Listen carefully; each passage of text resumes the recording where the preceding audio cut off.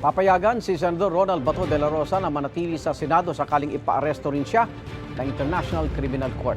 Ayon kay Senate President Chis Escudero, kaugnayan sa naging papel ni de la Rosa sa war on drugs nung siya ay hepe ng Davao City Police noong 2012 hanggang 2013 at PNP Chief mula 2016 hanggang 2018. Sabi ni Escudero, institutional courtesy ang batayan ng pagkakanlong kay de la Rosa. Gayunman, hindi raw indefinite o unlimited ang pananatili niya sa Senado.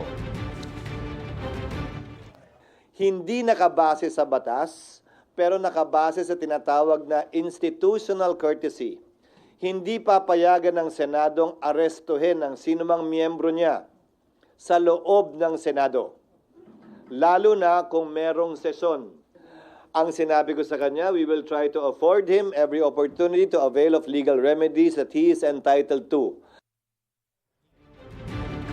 Igan, mauna ka sa mga balita, mag-subscribe na sa GMA Integrated News sa YouTube para sa iba't ibang ulat sa ating bansa.